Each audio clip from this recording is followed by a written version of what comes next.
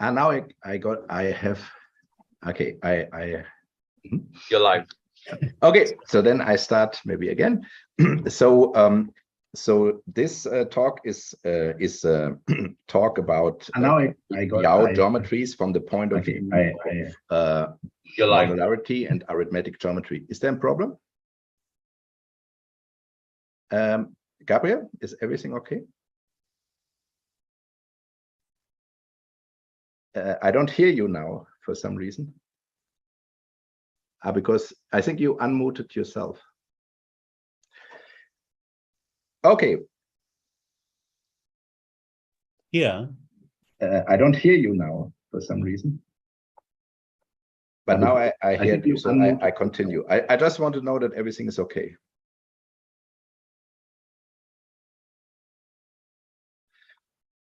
Good. So the idea here is basically to generalize things in arithmetic geometry that we know about the elliptic curves and make discoveries in the same direction in Calabi-Yau manifolds.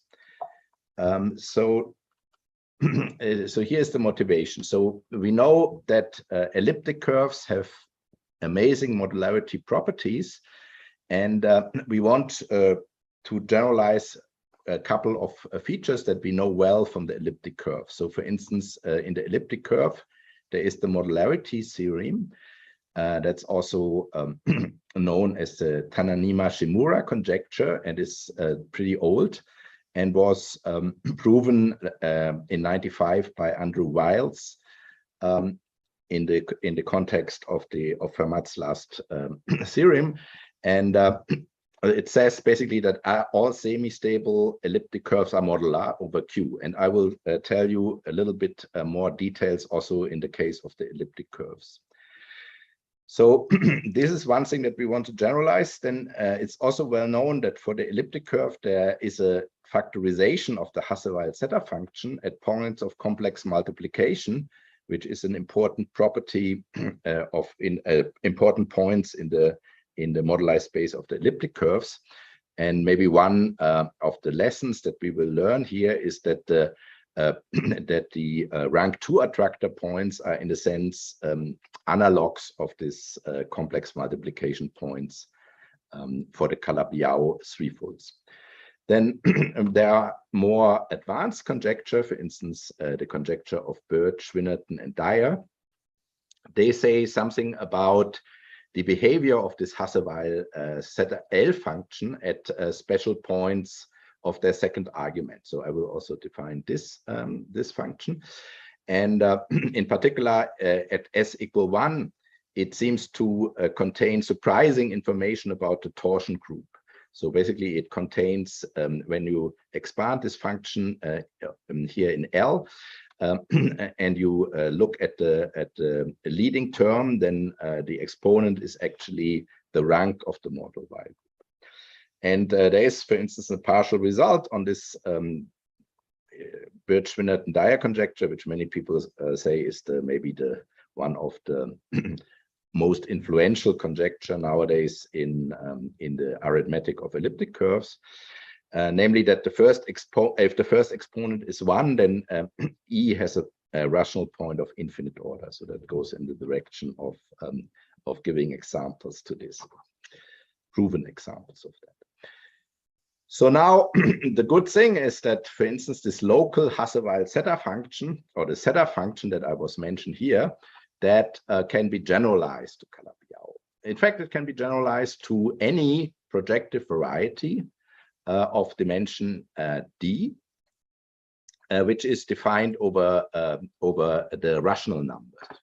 So what one can actually define is a manifold which I call xp, and the p is because I take this now over the finite field fp, and the finite field fp is just the field that is defined by any prime, the finite field which is taking the integer numbers modulo this prime. Of course, we know that this is a field of characteristic p. And then for good primes which avoid, so to say, the branching locus, there could be I mean, if you restrict to characteristic P, then you get other factorization properties, and if you avoid this bad factor branching, then this, you call this good primes.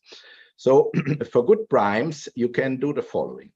So you can take an extension of this field, and this extension of this field is if you have a polynomial of degree n and you take the roots, then you can actually get a then you can multiply them with coefficients out of this field fp, and you get a new finite field. And this field is of order p to the n and is called fpn. So that is one of the most used fields in arithmetic geometry, and but it's essentially a nice finite field which just extends the field fp. So now if you have a finite field, then you can find the solutions of your equation. For instance, if you have the quintic, you just set all the coordinates to this finite field, and then you can calculate the solutions in this finite field, because the finite field is finite, so it can be only a finite number of solutions. And this number we call slash xp, and it is a good idea to put this number in a generating function. So the generating function I wrote here. So basically you take this number that you can calculate with a fast computer, for instance, by just setting the coordinates of the quintic to the elliptic curve for this matter to this finite field, and then you get the number of solutions. And this is of course an integer, and then you build this function, which is called the Hasse Weil Zeta function of the manifold xp. So there are many properties known of this function which are quite remarkable. So for instance, Andrew Weil conjectured, and a fact that was later proven by Artin and Grothendieck using L-adic cohomology, that this function, even though it's very interesting, I mean very indirectly defined, is actually a rational function. So in other words, you have polynomials which also depend on xp and this parameter t, and so whether they appear in the numerator or the denominator is determined by this r. And one of the very exciting properties of that is that this PR is actually a polynomial of degree BR, where BR is really the normal Betti number that we know. So in other words, it's remarkable that this counting over finite fields of the quintic knows already the Betti numbers of the quintic. It knows this 204 in the middle cohomology. It knows all the Betti numbers. And another property is that all the roots of this polynomial have absolute value p to the minus r half. So let me give you an example how you do that, and it's really instructive to do this, let's say, for a projective space. So in projective space, you just this is of course a projective manifold, and you just calculate the number of solutions in this number field, and you can actually calculate relatively simple this local Hasse Weil Zeta function of projective space, and it turns out, yeah, it is of course a polynomial, and here, since all the Betti numbers in projective space are even, everything goes in the denominator according to this rule here, and that is the answer. So you see, the answer is not particularly interesting. But it's a nice example what's happened if you calculate the Hasse Weil Zeta function. So real interesting example is the elliptic curve. Now, you know that for the elliptic curve, you have even Betti numbers. This would be B0, that accounts for this factor. Then you have another even Betti number, which is B2, which is the volume form. This accounts for this factor. And then in the middle cohomology, you have B1 equal 2. So in other words, this guy is a polynomial of degree 2, according to the Weil conjecture. So this P1 now turns out to be much more interesting as the numerator, obviously, for the projective spaces. And it turns out it's a polynomial of degree 2. I mean, this is this Weil conjecture, and then it has so to say a factor p, which is not very interesting, but it has an coefficient ap, which changes with the prime, and this coefficient ap is the one that plays a role, or plays the central role in the modularity conjecture that was proven by Andrew Wiles. So what you do, the modularity states basically that if you build the Poincaré series of this A, P, and note that here I sum over all the n. So in principle, I know only the numbers where n is a prime, but it turns out that this is a Hecker eigenform, and then the Hecker eigenforms, the coefficients have the property that the prime coefficients actually determine all the coefficients. So in other words, the modularity theorem states that this is a weight 2 Hecker eigenform, and it is typically a subgroup of gamma naught n, that is of course a congruent subgroup of SL2Z, and this n is something that you cannot immediately determine. I mean, you have to sort of test it, and then you get this conductor n. So what I'm saying is you take an elliptic curve, and something is very important is that you fix the complex structure parameter in the field that you are looking at. So this is very different than physicists often think about modular functions. They have modular functions in this complex structure parameter. But here, the mathematicians, they fix this factor, and then they do this counting, and then they find modularity. That's a very important difference. So anyway, as I already said, if this is a Hecker eigenform, then the AP for the prime values actually determine all the AN. So you can really write down this function.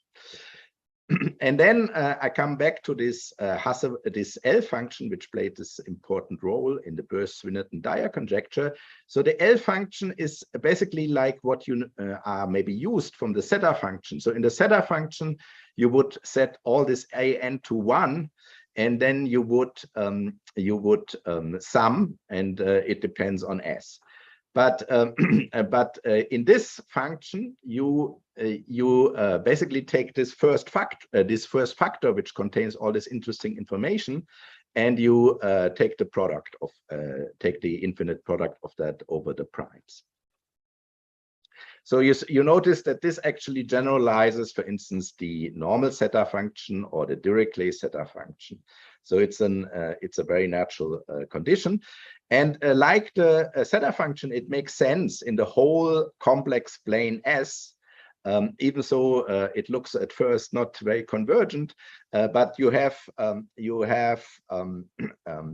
functional relations, like for the zeta function, which allows you to actually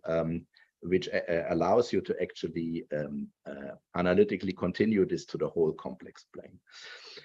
So in this process are also already introduced the global Hasse Weil Zeta function. So the global Hasse Weil Zeta function is the local Hasse Weil Zeta function, but now you take the product over all p, and that is basically also motivated by this definition of the zeta function, Riemann zeta function. And you see then the individual factors are that here and that defines these functions whose arithmetic property, whose analytic property give interesting arithmetic information about the Riemann surface. So let me summarize this first introduction, which maybe was steep because I don't know how much you heard about this. But the upshot is that many tools that we mention in our motivation generalize indeed from the elliptic curve to higher dimensional Calabi-Yau defaults. And therefore, if we analyze the Hasse Weil Zeta function for Calabi-Yau defaults, we are bound to make certain interesting discoveries along the lines that people made discoveries for elliptic curves. So, so the first of this discovery was made actually already in '86, and this was done by Chad Schoen, and he did he calculated the Hasse Weil Zeta function for the conifold fiber of the quintic, and he found this particular modular form. And you see, this is a very similar modular form than you find for the elliptic curves, only that there it was weight 2, but now it's weight 4. And the conductor, well, you cannot predict the conductor, but it turned out to be 25. Then another very nice paper was by Candelas de la Osa and Fernando Rodriguez Villegas. And they wrote actually a series of papers, and they studied this discovery from the point of view of mirror symmetry in one-parameter families of Calabi-Yau, and they adapted Dworks' p-adic deformation method, which I will say a little bit about, to this case.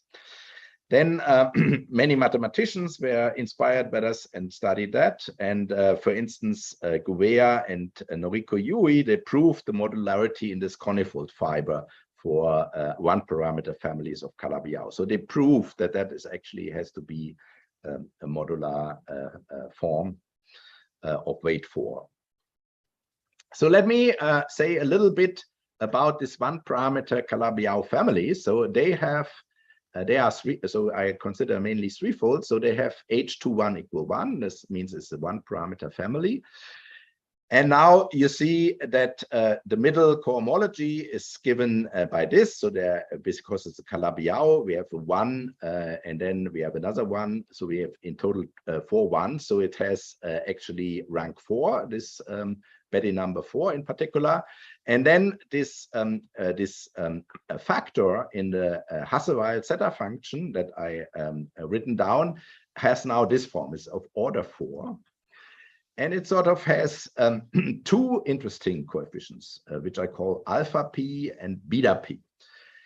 And it turns out, because of this symmetry that were proven by the linear, there are only 2 independent coefficients, and so we have these two interesting integers. So the question is what they are. And people have thought about this, and then there is a general modularity conjecture, and that asserts that these AP and BP are the Hecke eigenvalues of a Siegel paramodular Hecke eigenform in GSP4. The problem is that there are not many examples. I would say there's only one example, and this example was found last year by Vasily Golyashev and Duco van Straten. So this general Calabi-Yau modularity is rather difficult to prove. And for this reason, in this talk, I focus on examples where the Hasse Weil Zeta function, where this numerator factorizes further, and they have actually interesting physical properties, these points where it factorizes. So in particular, in the paper that was with Kilian Bönisch, who is a student in Bonn, and Scheidegger, who is in Beijing, and Don Sage, who is professor in Bonn, we studied the special fibers in the 14 hypergeometric one-parameter Calabi-Yaus, and their Picard-Fuchs equation is of this form. And they have here, this is this derivative, so it's a fourth-order differential equation, and they have 3 regular singular points. The first point is the mum point. And there you can calculate the local exponent. The local exponents are the exponents with which the solution have to start, and they are completely degenerate. And that means that you have one holomorphic solution and then a logarithmic, double logarithmic, and triple logarithmic solution. That's one point. Then there is a conifold. There you have two of these indices are degenerate. That means here you have a vanishing period which starts with let's say the distance to the conifold, and then you have a logarithmic period. And then at the end, you have at z equals 0, you have an orbifold point. That's actually the local exponents are these guys. You can see this actually from this equation quite nicely. At z equals 0, this fourfold degenerations is basically the solution to theta to the 4. These are these. And then at the others, you get these solutions of the thetas here, which are in general like this. And that can be different type of points. So for instance, there is one example where you have all the A1s are 1/2, then you get another totally degenerate point. So it's a sort of a mum point. And then you have the possibility that they are all different, these numbers. And then you get an orbifold point. So maybe you know best that for the quintic, the local exponents are 1/5, 2/5, 3/5, and 4/5. Then you have this orbifold point or Gepler point in the quintic. But there are certain interesting other points. You can also have conifold points at this point at z equal infinity, or you can have the so-called k points. So the conifold points are the ones like here where two indices are equal. So in this case, these two indices. And the k points are the one where two pairs of indices are equal. So they have all a little bit different and interesting properties. So now I will talk about the special fibers. And I will first go to the special fiber that already Chad discussed, namely the conifold fiber. You see then my Calabi-Yau is at the special point at mu. This is the conifold. And there actually what happens is that the Hasse Weil Zeta function factorizes in the following way. It factorizes and loses actually, it loses I mean, here this is of total degree 3, so it loses a degree, and that is because the Calabi-Yau is not smooth. But what you see is this factor, and this AP, they are exactly the APs that Chad actually has discovered for the quintic. So now this is one interesting situation where the Hasse Weil Zeta function factorizes, and instead of this general paramodular forms, it leads actually to ordinary modular forms in the case of factorization. So, and as I said, for the quintic, that was the discovery of Chad. Now we can say a little bit why this thing, the numerator is now of degree 2 and factorizes in this way for a non-smooth fiber. So in fact, you can resolve this fiber. So you can make a transition and resolve the singular manifold, and actually you can interpret this P in calculating the Hasse Weil Zeta function of this resolved fiber. And then you see basically that two of these things go out of the middle cohomology, and this thing that gives this second order degree is actually coming from here, and the thing which gives the Dirichlet Zeta function comes actually from these two things. So you can understand why it factorizes, and then for the rigid Calabi-Yau, there's a theorem that actually says that the Galois action on this group is associated with a new form. So that is actually the thing that was formalized by Yoriko Nui and his collaborator. And now I come to a more interesting point, which also have a big bearing on black hole physics, namely the rank 2 attractor points. So I suppose you know what a rank 2 attractor is. Even so, I will repeat a little bit. But from the arithmetic point of view, the remarkable thing at the rank 2 attractors is that this numerator of the Hasse Weil Zeta function for this point ZA is now a rank 2 attractor, factorizes into two factors. And you see both factors are of degree 2, of course. And the claim is that the AP and BP are Hecke eigenforms of weight 2. I mean, that is like for an elliptic curve. And the other one, the BP, are the Hecke eigenforms of the weight 4 form. So now what we really discovered in the paper is that even the very even in this class of example of the hypergeometric one-parameter families, we found new rank 2 attractor points. And we found them at these values of ZA. So you can see what this means for the complex structure defined in the paper. So there are actually new rank 2 attractor points in this example. And this is also the first rank 2 attractor points in hypergeometric systems. So now we can actually calculate these modular functions, and this is a finite space, and therefore a finite number of the Hecke eigenvalues, which are actually the coefficients of these functions, fix this form. So let me make this very precise here.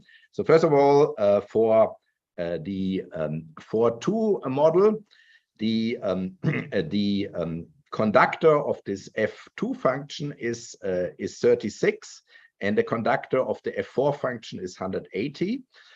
And now we have also find the transformation of these forms under Atkin-Lehner transformation, which is given here. So there are this Atkin-Lehner involution W2, W3, and then this guy has eigenvalues -1 and 1, and of course V5 is not present because the Atkin-Lehner involution is only present for factors which divide the conductor. So, but here for the 180, where it divides 5, you have an Atkin-Lehner property with the Atkin-Lehner involution, and then we can give a couple of these ANs, and that fixes this function.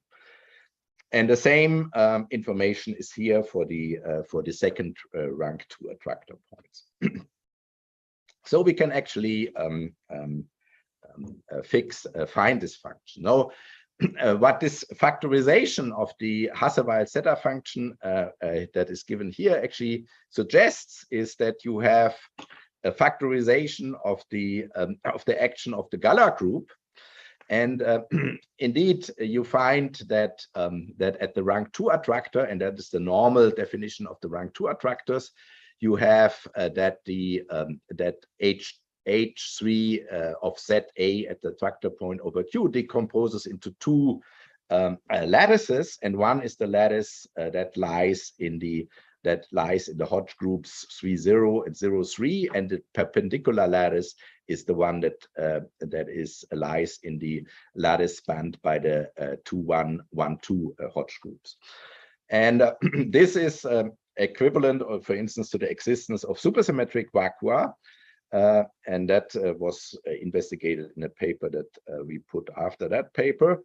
And of course, it's also equivalent to the rank 2 attractors for this special black hole with this particular charges. And it's interesting also from the point of view of the effective action that the central charges are so that 2 BPS states vanish. And these two BPS states have actually non-trivial intersection. That is essentially like an Argyris-Douglas point in Seiberg-Witten theory, that you have 2 vanishing points, 2 vanishing cycles, which are correspond to cycles which are electrically and magnetically charged. So are there questions to this first section? That because now I'm going to... Yeah, I have 2 questions, actually. Yes. One question about what you just said about the vanishing of the central charges. Are you saying that this would correspond to a small black hole, that these BPS states correspond to small black holes, meaning vanishing central charge at the 2 derivative level, and then it opens up to a real black hole once you include higher order derivative terms? Yeah, I think that is what happens at this rank 2 attractor points. Yeah. Okay. And then I had a previous question. When you discussed the example of the what was it? Of the conifold fiber example. Yes. That there is factorization of the Hasse Weil. Yes, and, the numerator, yes, of the Hasse Weil. I mean, here and you made a relation between a paramodular form becoming a modular form due to this. I mean, it degenerates so heavily that this is not so really useful. So the paramodular form has so much more information that this degeneration, it's true that, I mean, here's the factorization, right? And in a way, I mean, you have to imagine the following fact that is the same fact for an elliptic curve than it is for a Calabi-Yau.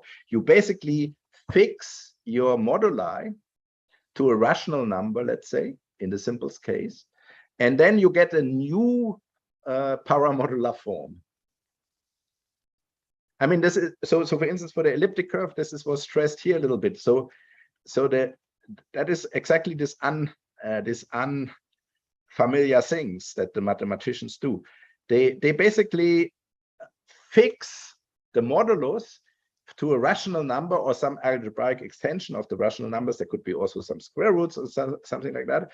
And then for each of these numbers, they get a modular form. And they can be very different. They can, for instance, have different conductors. So in this sense, the idea that it's a specialization of a Siegel modular form is roughly speaking correct, but it's at each point away from the conifold, I would have a different paramodular form. So it is a bit weird, this the way that mathematicians think about it, but as it turned out, it's very powerful.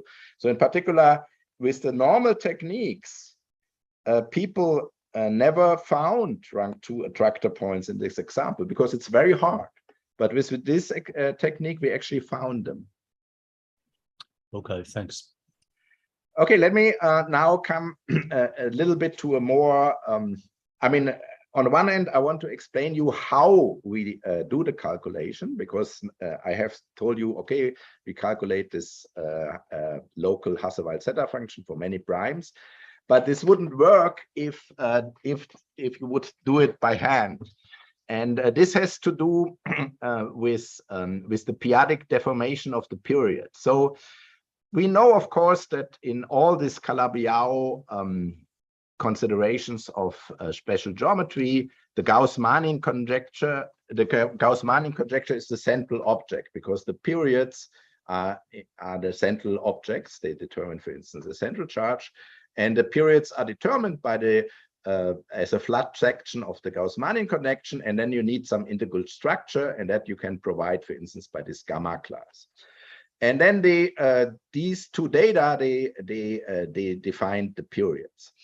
And what I find super interesting is that, of course, a mirror symmetry relates these periods to enumerative properties, modular generating functions of BPS multiplicities and so on. But the p-adic deformation method, they extract from these periods the arithmetic geometry. They, in particular, extract the Hasse Weil Zeta function, and they give the Calabi-Yau property. So you can say, in a sense, the periods knows both. It knows this enumerative geometry, and it knows the arithmetic geometry. And of course, there must be a relation. And I give you one relation at the end of the talk, which is not so super exciting, but which still shows that the idea is essentially correct. So, so let me first explain a little bit how you count the points over this field FP and later on over FPK. So, you let FP, this is the finite cyclic field of order P. I mean, it's basically the integers modular P. And then you, as I said, the field FP is you take the a root of a suitable irreducible monomic polynomial of order k. And indeed, the structure of this group doesn't depend on the details of this polynomial. And you take these roots, which are here denoted by a naught, and then you which are denoted by rho. And then the coefficients I are in this field, and you can see that this is a field again. So this is just by properties how roots add and so on. So so this is the definition of FP. And now you consider, let's say, the one parameter family of the quintic, and you choose psi. Let's say in Cantor's notation it would be psi.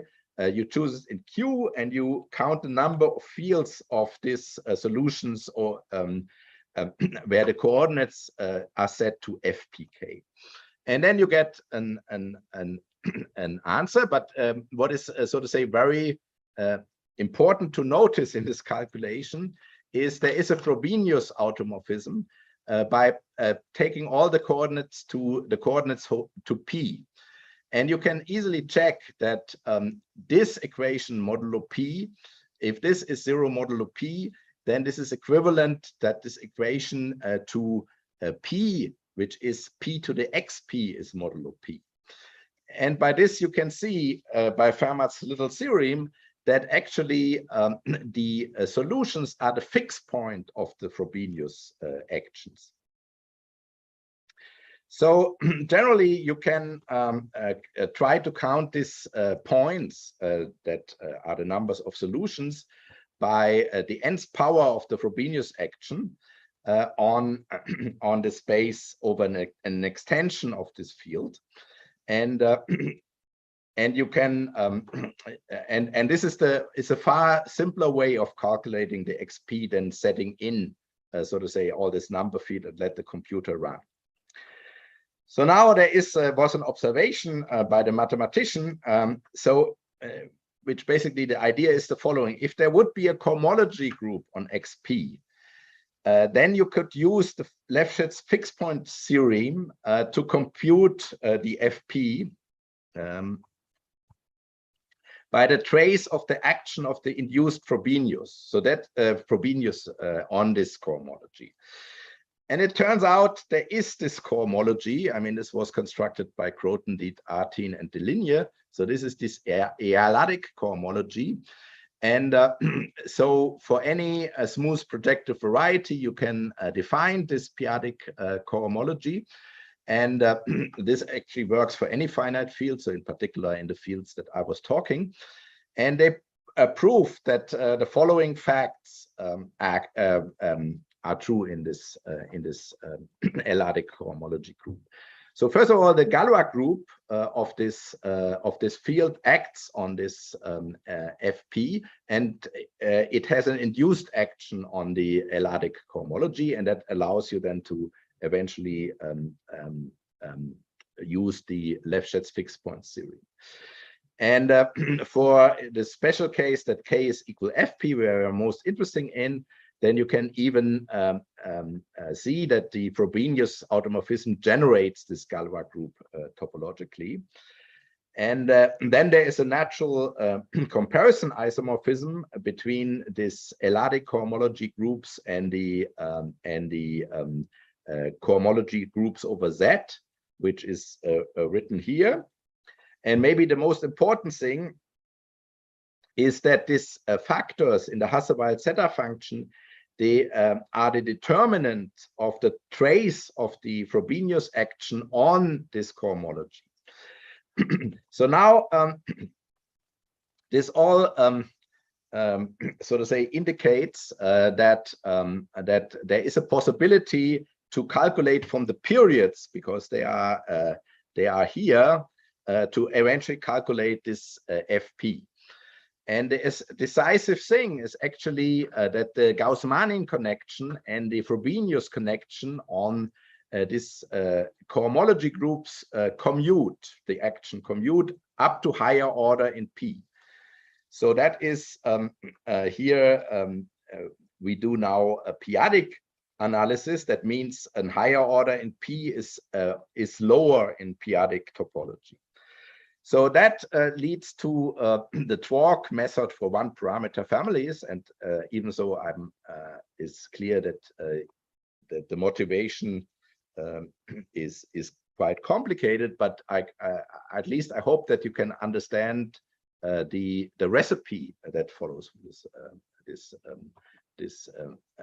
method. So basically you take the period, and here's the period given at a mum point, and you know that at the mum point you have this logarithmic period, and you have triple logarithmic period, you have the double logarithmic period, you have the single logarithmic period, and you have the holomorphic period. And now it follows from this p-adic deformation method that you can actually calculate these determinants that give you the Hasse Weil Zeta function like here by p-adic deformation method. So basically what you do is you take these vectors here, and here these are now the different entries of this period vector. So this is maybe not very nice. So it's the first entry to the third entry to the fourth entry, and then this is just the normal derivative, and you set then all the logarithmic solutions to 0, and you get a formula for this p 3 sigma p of t, which is given here. And you see that is exactly my error here. It turns out that by this p-adic deformation method, the periods know exactly what the Hasse Weil Zeta function is. So so that is remarkable, but it's not just remarkable, it's also very efficient. So it would be normally very hard to calculate these things for various p, but with this p-adic deformation method, you just insert these numbers into the periods, and you calculate these determinants modulo p to the s, and you get actually the Hasse Weil Zeta function. And of course, there are a couple of technical details. You have to use the Weil conjectures, and you have to use the range of these, because they are often given only modulo p, so you have to put them in the right range. But at the end, there's a super efficient way to calculate these denominator of the Hasse Weil Zeta function just by making a p-adic analysis of the periods itself. And that is actually the way that we found this new rank 2 attractor points. We calculated the numerator of the Hasse Weil Zeta function using this p-adic deformation method. So so let me say also that there is in mathematics there is a trend which maybe goes back to Yves André, that you should not, or maybe you should, that the central object that you want to consider is actually a representation of the Galois group. So this is remember, I mean, for instance, I interpreted this fact that at the attractor point this splits, and that gives this two factors. I interpreted that as saying that the Galois group actually factorizes here, and it turns out that this way of putting representation of the Galois group in the center of the theory is quite powerful, and it leads, so to say, to the so-called Motivic Hodge conjecture, which says that if two appropriate cohomologies of two geometries, I call them now x and x tilde, x check, lead to the same motive, then there should also be a geometric correspondence between them. So this is, so to say, exactly in this philosophy. You look at this motive, you look at the representation of the Galois group, and if they are equal, then also the manifolds from which this motive comes should have a geometric correspondence. And another interesting fact is that if there is a linear subspace V that is compatible with the Hodge decomposition and the action of this Galois group, that is actually the case at the attractor point, then then it's cut down out by a motive. So that leads, so to say, to a refinement of the Hodge conjecture. So the Hodge conjecture says basically that if you have certain cohomologies with a certain Hodge type, then you could find eventually an actual submanifold in the manifold, which an algebraic submanifold which corresponds to that. And similar, then there are these Tate-like conjectures. If the Hasse Weil Zeta function factorizes, or if the Galois group factorizes, then you also find eventually by this principle of geometric correspondence a splitting of an actual algebraic manifold. So if V, for instance, is cut out by a correspondent, then, and it's compatible with the Hodge decomposition, then the Hodge-like correspondence says that you can find actually this V as an algebraic cycle. And similar, if it's cut out by the Galois action, then the Tate conjecture says that you can find an algebraic cycle. So that is, so to say, I would say the idea of putting a representation theory of the Galois group in the center of the geometric analysis or of the arithmetic analysis. This leads to these sort of thinking about things. And so by the let me say we have, of course, made some numerical checks. These are implied by the Motivic-Hodge conjecture. So by the Calabi-Yau modularity that I have described, we have constructed submotives in the middle cohomology of this Calabi-Yau. And we can now see whether we can find this, geometric correspondence. And it turns out that in order to find this geometric correspondence, you have to construct a certain Kuga-Zato variety. And on the later, we can define the Eichler integrals. So the Eichler integrals are basically integrals of these modular forms over its modular domain from one cusp to another. And the corollary which follows from this Motivic conjecture is then, if the correspondence to X exists, then the periods of X must be rational equivalent to these periods on the Kuga-Zato variety. So what I'm saying basically is, okay, I have two geometric realizations. One is my Calabi-Yau, the other one is the Kuga-Zato variety. And if the periods on these two things are equal, then there should be a geometric correspondence. And indeed, for a couple of examples, we have checked this geometric correspondence. And so first of all, you can check it numerically. So how do you check it numerically? I mean, you have to, the statement is that the periods of the Calabi-Yau are equal to the periods of this Kuga-Zato variety. Now, the periods of the Calabi-Yau at the attractor points, we calculate like you would do it. I mean, we fix an integral symplectic basis at the mum point, and then we analytically continuing it to the attractor point. And that gives us the value of the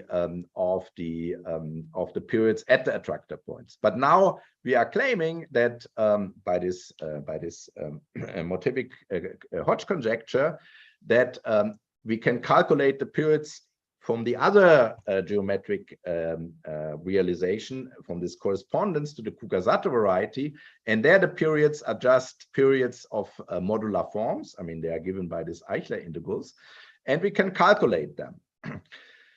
And we can calculate also not just the periods, but also the quasi-periods. There is, so to say, there are omega, which are the periods, and eta, which are the quasi-periods. And roughly speaking, you can say the quasi-periods are like you are used on the elliptic curve, that you can calculate periods with respect to the holomorphic form, but you can also calculate periods with respect to forms of second kind. These are the ones which have a vanishing residuum, and of course they also have a pairing with between homology and cohomology. And similar, you can do this for the Kuga-Sato variety. And we have actually extended the theorem a little bit of Eichler from SL2Z series to this gamma naught n series. So then this Motivic Hodge conjecture says that the two things that you calculate on the Kuga-Sato variety, which are these periods of the modular forms and the periods of the Calabi-Yau, are the same. And that we can check. So for instance, if you calculate the transition matrix from infinity to the attractor point, then you find this total transition matrix is as far as transcendental numbers are concerned, completely determined by the periods and quasi-periods of these modular forms. But this is a numerical check. So basically, we calculate the transition matrix on the Calabi-Yau, and we calculate these periods of the modular forms, and we find that they are basically given in terms of each other. And then there are also like Legendre relations. We also understand, so to say, the ratios of the periods. This is basically equivalent to special geometry. So, so let me make some concluding remarks. So first of all, these transition matrix, they yield the exact central charges of the BPS state at set R. And as I said, you can read from that there are two central charges which are zero at this at the attractor points, which correspond to cycle, which are mutual non-local to each other. Then another thing is we have calculated the periods, but you can also often say that these periods of the modular forms are actually, I mean, they are related to the Hecke-L functions of this f and g that I defined at the beginning at various values of s. So then the Motivic Hodge conjecture can be proven case by case by explicitly finding the correspondence. And in fact, for one case, we found the correspondence. So for the other cases, we made only numerical checks, but for one case, we found the correspondence. And that was this case X, that is the manifold is in this case is 4 quadrics in P7. And for this manifold restricted to the conifold point, we found actually explicitly the correspondence to the Kuga-Sato variety. And that means also that the transition matrix to the conifold is completely determined, and it's given here. So this is the transition matrix in this case for the conifold in the C is completely fixed in terms of modular forms, in terms of periods of modular forms, and some values that we all know. And now I come back to the relation, the maybe exciting relation to the growth to the relation between Gopa-Kumar-Waffa invariance and these arithmetic properties. So in fact, this formula determines exactly the asymptotic growth of the Gopa-Kumar-Waffa invariance. Maybe you remember from the papers of Candelas and also Beshatsky, Kekotti, Oguri, and Waffa, Candelas and all, and Candelas, Xenia de la Ossa, and Green and Parks, that the asymptotic behavior of the Gopa-Kumar-Waffa invariance is actually fixed by the values of the periods at the conifold. And now we know the values of the periods at the conifold. So it's fixed here in terms of this value C, and also in terms of this value B. And it turns out that B is a period of the modular form, and C is a quotient of the periods of this modular form. So we can give this exactly. So there is an exact relation between the arithmetic numbers that are taken by the periods at the conifold and the asymptotic growth.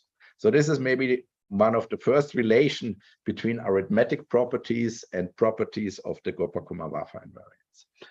And since I'm sort of say made the connection, I might conclude my talk with this remark. Thanks very much, Albrecht. Thank you for the. And well, let me stop the recording.